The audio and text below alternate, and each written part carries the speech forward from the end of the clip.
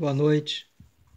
Vamos falar um pouco sobre o leite, o pão, o cozido, o vinho do não-judeu e a imersão de utensílios que foram comprados de um não-judeu ou feitas por não-judeu.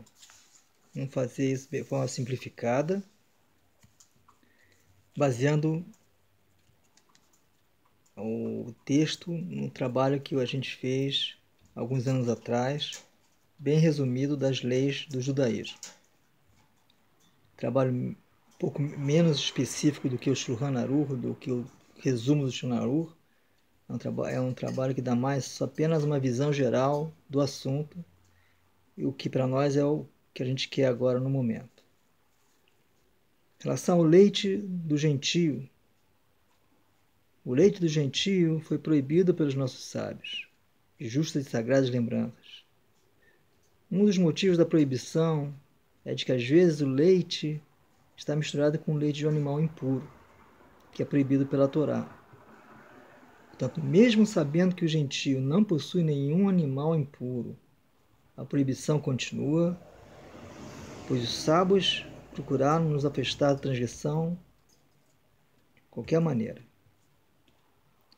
No entanto, em caso de um judeu ter acompanhado e supervisionado a ordenha desde o início, então nesse caso o leite é permitido. Hoje em dia costuma-se comprar leite derivados de leites produzidos de forma industrial, que garante, através de rigorosa fiscalização e multas, que o leite vem de um animal puro.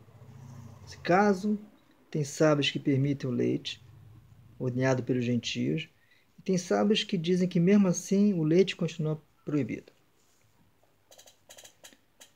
Em relação ao pão do gentio,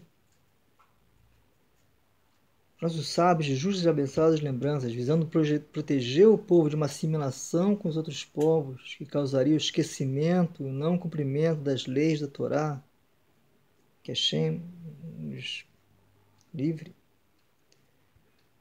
bem como em certos casos até mesmo de idolatria, que Hashem nos livre, eles estabeleceram várias proibições que até hoje são cumpridas. Então, a grande preocupação deles era impedir que houvessem casamentos entre judeus e outros povos, isso levaria a pessoa a se afastar das leis da Torá. Uma das proibições foi a de comer pão do gentio, do não-judeu. A proibição foi fundamentalmente feita para o pão caseiro, pois quando a pessoa come na casa do gentio, se aproxima de sua família, a pessoa estaria criando uma grande intimidade que poderia chegar ao casamento. Em caso de um judeu ter participado do processo de fazer o pão, então o pão é permitido. Em geral, quando não se encontra padarias pertencentes a judeus, então é permitido comprar o pão na padaria dos não-judeus. Evidentemente, deve-se ter o cuidado de verificar bem se ele não usou algum ingrediente proibido, como por exemplo o banha. Fato interessante é o costume de não comer, se for possível, pão de um não-judeu, até mesmo de padaria, entre o Rosh Hashanah e o Yom Kippur. Vamos falar agora um pouco sobre o cozido do não-judeu. Outra proibição dos sábios foi a proibição do cozido de um não-judeu. Tem muitos detalhes da Halahá sobre isso, quais os alimentos foram incluídos nessa proibição. No entanto, se o judeu participou da preparação da comida, então a comida é permitida. Em relação do vinho do não-judeu, o vinho do não-judeu, bem como o vinho de um judeu que tenha entrado em contato com o não-judeu, é proibido.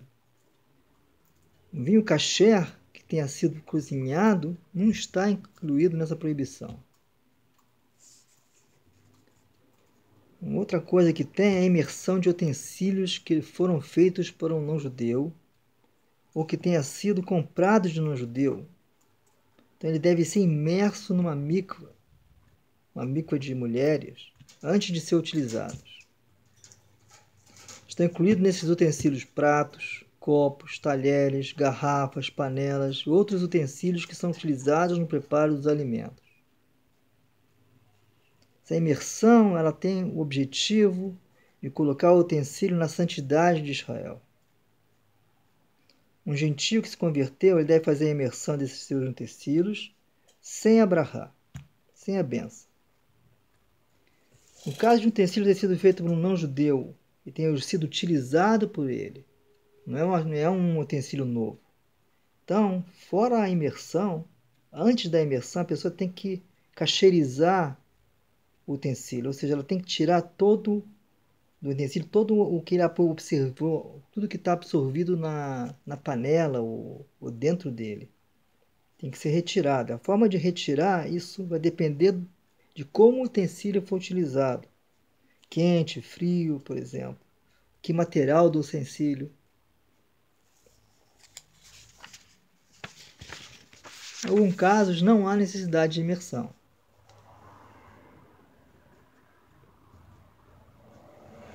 Tem uma coisa interessante que um utensílio que tenha sido alugado ou emprestado por um gentio não precisa de imersão. Às vezes a pessoa está precisando de um utensílio urgente, ninguém tem, e ele comprou, mas ainda não botou na mikva, não preparou, mas o que ele faz? Ele dá para o goi e depois pede emprestado. Aí está tudo bem.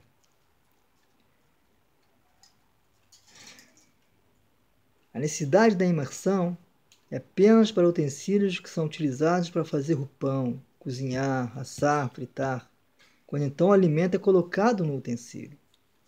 Utensílios que entram em contato com o alimento apenas na fase inicial do preparo, e o alimento ainda precisa de um outro preparo, então a imersão deles é feita sem a benção. Por exemplo, peneiras, rolo de macarrão, utensílios usados para amassadura, faca usada para o abate do animal, cortador de casca de batata, etc. A imersão de utensílios de metal como ouro, prata, bronze, ferro é obrigatória pela Torá. Já a imersão de utensílios como vidro, porcelana, é obrigatória pelos rabinos e é feita sem a benção. Utensílios de argila, cerâmica, pedra, madeira, papel, nylon não necessitam imersão. Utensílios de plástico, apesar de ter os que exigem imersão, é costume não realizar a imersão. Então, espero que tenhamos cumprido a nossa tarefa. Tudo de bom. Próxima vez vamos começar com outro assunto, com a ajuda de Hashem. Abençoado seja. Boa noite, tudo de bom.